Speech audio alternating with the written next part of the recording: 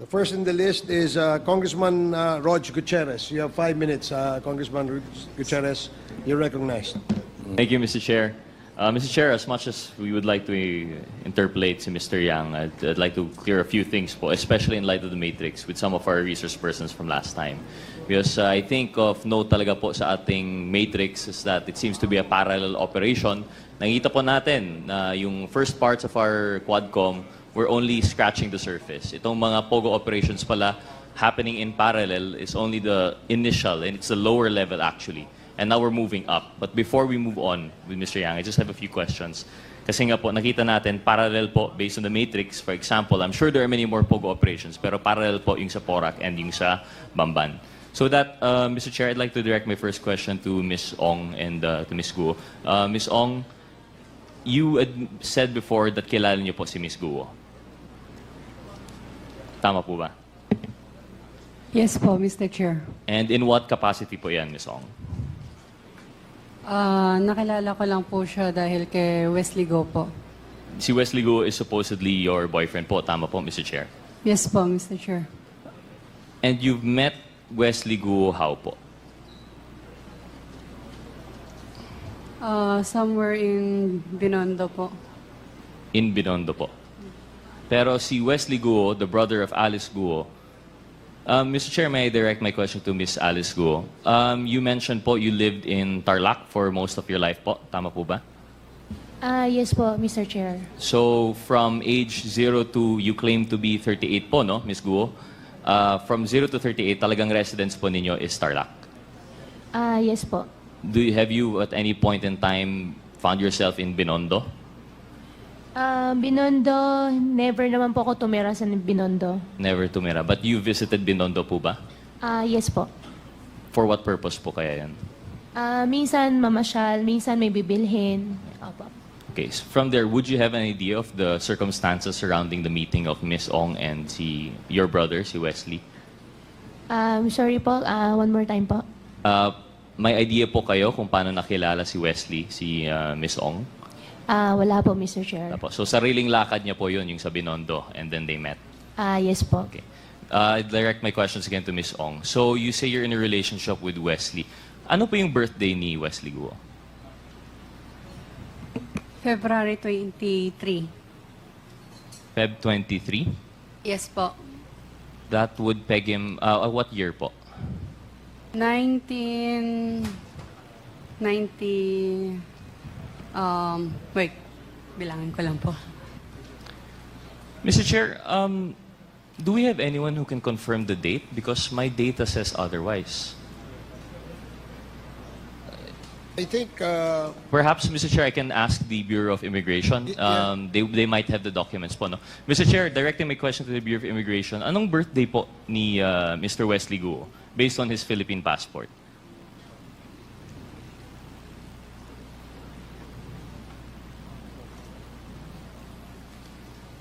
Mr. Chair, good evening. Unfortunately, we don't have it, but I undertake to give it before the end of the session, sir. Okay, please can we confirm? Because as far as I understand, I've seen the picture of the passport and it said February 1. And it would be very curious po na Miss Ong wouldn't know the birthday of her boyfriend for 4 years na po. Tama po. But we'll confirm it later po naman, no? We don't have the data. Would you know po kung anong schools pinuntahan ni Wesley Guo? Boyfriend mo po of 4 years, hindi mo po alam kung anong schools pinuntahan niya? Hindi po, Mr. Chair. Isn't that curious? Di ka man lang na-curious kung saan po siya pumunta for schooling? Hindi po. So ano yung mga... What aspects of his life do you know about? Alam mo po ba kung ano yung hobbies niya? Maglaro po. Maglaro. Ng gamdam. Ng gam-gam.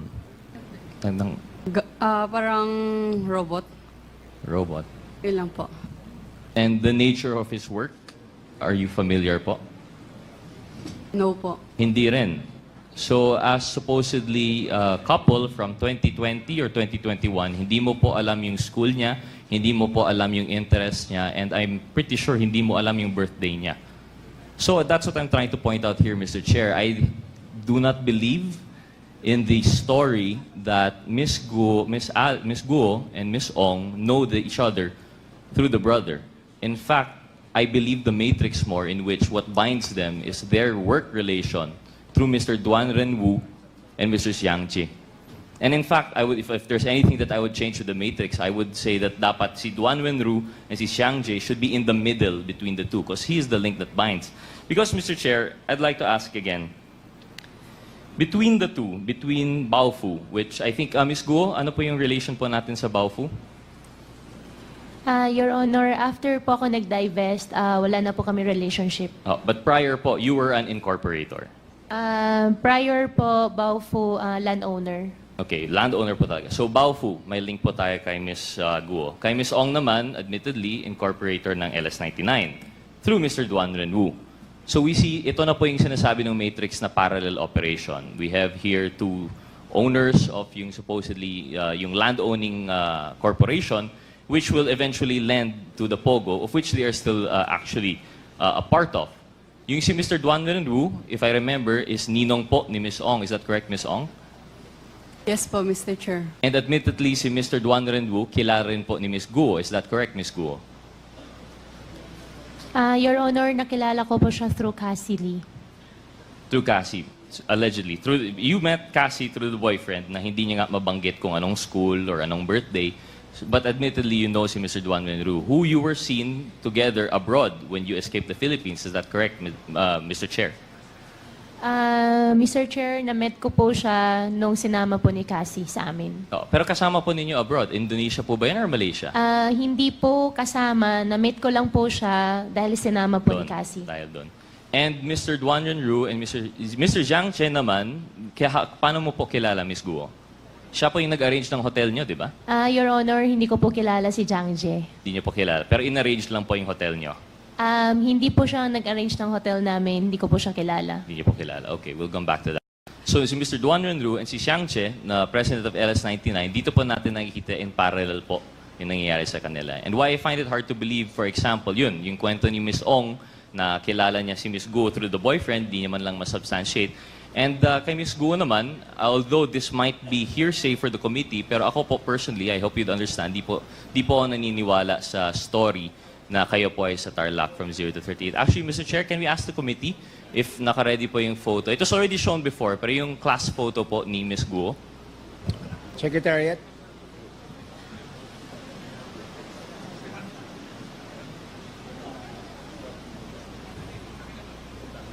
Ms. Guo, while waiting for that po, you say you were born in 1986. Tama po ba? Yes po, Your Honor. That puts you at, how old are you now po? 38. 38. And at the time, naalala niyo po yung picture po, no, na na-present last time. But you claim na di niyo po yun... Ano pong you picture, invoked Your your Honor? right. Yung picture, class picture niyo po. I invoke my right. You Opo. invoked your right. Pwede mo naman sabihin na hindi ikaw yun, di ba? Your Honor, I hope you understand, sa sobrang dami na pong kaso na nasampahan po ngayon sa court, kaya anything po na isasagot ko po dito sa inyo might use against me po. Opo. Well, I think that's why I have a tendency not to believe you po. Kasi kung talagang hindi ikaw yan, I think you would have said that's not you. But instead, you invoked your right to self-incrimination. And why do I not believe that? I can identify two of the people behind you. Magkabatch po tayo, Ms. Guo. I know what year this was taken. And they have a description of you. Nung pumasok ka po sa Grace, napaka-thick po ng accent ninyo, Mandarin lang ang kaya niyong salita. But you were very friendly and you were very makulit. And that's why they had a hard time to forget you, even though hanggang grade 3 ka lang daw po doon. Now I know, like I said, that's hearsay as far as the committee is concerned kasi hindi naman nandito yung may personal knowledge doon. But when I was talking to that person with personal knowledge, na-convinced naman po ako. And they've identified you. In fact, if you were 38 and this picture was 2001, you would have been 13, 14 po ba? Kasing age mo naman yung mga 19, these people were born 91, 92. Kasize mo naman po, I don't think you're that much older than them. And that's why I really don't buy that story that you were born in 1986. And I don't buy the story that this is not you. In fact, they called you Ping. Ping po yung nickname niyo dito. But anyway, that's just to prove the point po, no? But what does that say about the testimony here before us? Thank you, Comsec, for the picture. We have a Latin maxim po, no? Falsis in uno, falsus in omnibus. When you're false in one thing, it's false in everything. So this puts into light every statement that you have made. Of course, aside from the statements made regarding the right against self-incrimination. But if we're talking po about everything she said, that she was in Tarlac for 30 years, that all of her life, or the fact po that she was not the person in the Bamban resolution, this is going to be your testimony versus documentary evidence. Yung Bamban resolution number 185 series of 2020, citing you as the applicant for Hongsheng Gaming, ano po yung sagot mo doon? You said you have no recollection at all kung paano na nasama yung pangalan po ninyo. Tama po ba yan, Mr. Chair? Mr. Chair, all related Hongsheng, Baofu, I invoke my right against self-incrimination po. Okay. And just proves it even more. Yung, if you can't relate to us how you're related to the resto, then I guess the document stands po na may kinalaman po kayo sa Hongsheng. Another thing po, you claim na walang Filipinos involved sa escape. How do we know that we can take that for granted? Kasi, yun nga, as far as we're concerned, false in one, false in all. And then, of course, the allegations that 3.2 billion was transferred to Hongsheng through the partners mentioned earlier. And it's parallel also because I remember, if I'm not mistaken, Chair Dan Fernandez mentioned there was also a similar transfer going on between Mr. Duan Renwu and Miss Cassandra Ong. So we see nga po na talagang I think may basis yung matrix, talagang parallel yung operations. And I think that's as much as we can get from them. Baofu and Hongsheng versus Lucky South 99 and Whirlwind are two sides of the same coin. They're parallel operations held by a consistent cast of characters. And now that the Quadcom is digging deeper, we're now moving up the ladder. Unfortunately, I don't think we'll be able to get anything more from Ms. Ong and Ms. Guo, given that they have cases and they have repeatedly cited their right. They've repeatedly invoked the right against self-incrimination. So I think we have no choice but to move on with the matrix. So with that, Mr. Chair, I'd be asking my questions to Mr. Yang. Yeah, but before that, Your Honor, let me ask the lawyer of Ms. Alice Guo. Your participation here is to advise your client only of her legal rights. And please, advise her also what questions she needs to answer. If the question being asked, being propounded by a member is not related to the case that she is facing, then you have to compel her to answer. And that goes the same with other counsels present. Okay, para lang ho maliwanag, that's our ground rules. Alam naman po ninyo, kayo mga lawyers, alam nyo naman po kung ano yung makakaapekto sa kaso nila. Kaya wag nyo silang pabayaang magtago sa likod ng right against self-incrimination. And we just want to make that clear. Please continue, Congressman Gutierrez. Thank you, Mr. Chair. Mr. Chair, before I move on, I'd like to go back, but I still have two more photos with the ComSec on the issues of Ms. Ong and Ms. Guo. Committee Secretariat, may we ask for the pictures of Lucky South 99 and yung Hongsheng to be displayed? May I ask, Mr. Chair, the PAOCC, si Dr. Casio, Mr. Chair, generally ang POGO, kailangan po ba compound talaga? If I understand correctly, meron po tayong mga POGO operations within Metro Manila. Is that correct? Yes, sir. Mr. Chair, Honorable Gutierrez, in the past, PAGCOR allowed what was dubbed as hubs. By hubs, meaning to say different locators, different POGO operators can exist within one hub. But if I do recall, the only hubs that were ever licensed by PAGCOR were the one in Clark, Sun Valley, which was raided by the ACG and PAOK on May of last year. The second one was, if I am not mistaken, the one in Bamban, no? Baofu. And the last one is the last remaining hub that's winding down, yung sa, ano po, yung dito po sa Island Cove, Cavite. So generally, Mr. Chair, ang POGO, it doesn't necessarily have to be a hub. They can operate parang BPO lang po siya. Sometimes they rent a floor lang po. Tama po ba Yes, yun? sir. They can rent as small a space as 300 square meters. Thank you, Mr. Chair, for clarifying. So para lang alam ng ating mga kababayan, kasi nabanggit po ng PAGCOR, meron pong 240 plus na nabanggit ng mga POGO. Baka iniisip po nila lahat yun POGO hub. but it seems to be only the big operators are the Pogo hubs. For example, yung sa Baufo and sa Lucky South 99. Kaya nga po parang parallel because amongst all the Pogos, sila lang po yung ganito. Sila lang po yung may hub. And it seems to indicate na they have the same modus operandi and they have the same intention to include mga love scam, mga cryptocurrency scamming, and other related crimes. Kasi hindi naman po yan manggagawa sa 300 square meter na office building po, no? So I think this is just another point of parallelism between the two. And then one more thing, Mr. Chair, Committee Secretary, yung next picture po, please, yung mansion. Ms. Ong, Mr. Chair, is this image familiar to you po? Yes po, Mr. Chair. Can you explain to us ano po yung nakikita natin sa picture? Nakita mo naman po, is that your house? Yes po, Mr. Chair. Ito yung mansion po ninyo sa Porac? Opo.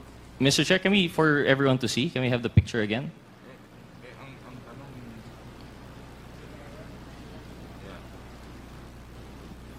Ms. Ong, gano'ng kalaki po yung inyong property dito?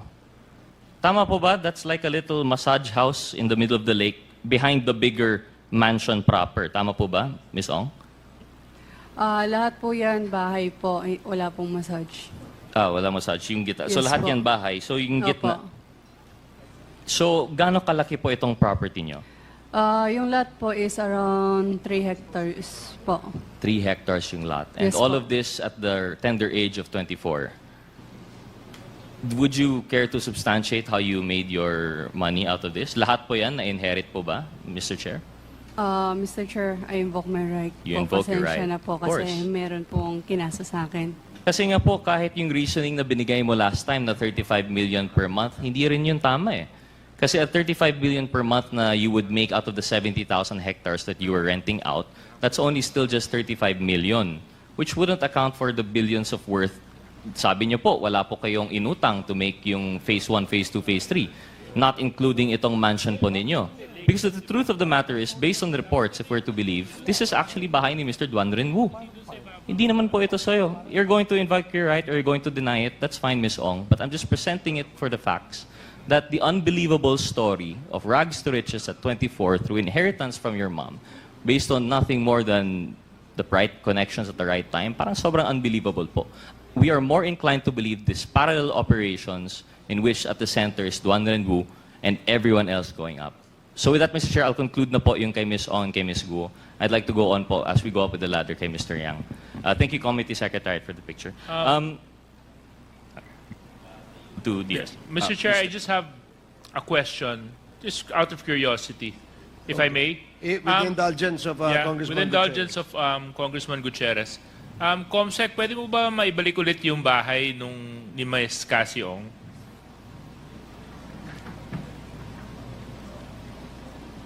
Ms. Cassy, pwede niyo po bang sabihin niyo kung tama po yung pagkaunawa ko dito sa litrato? So meron pong lake at yung bahay po ninyo ay yung nasa gitna. Tama po ba yun? Can you go back? Hindi, yung bahay po, yung bahay, Comsec. Yung bahay, Comsec. Prior picture, please. Yan. Yeah. Excuse me. Yes? Yes po. Yes po, Mr. Chair. So yung bahay po, ano po yung nasa gitna ng lake? Bahay po. Tapos ito pong nandito sa may bandang baba. Bahay din po, Mr. Chair.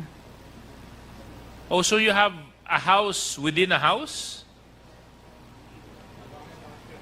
At tapos yung nandun po sa ibabaw niya na parang kulay puti na I don't know how you describe it. Parang ano ba yan? Is that also a body of water?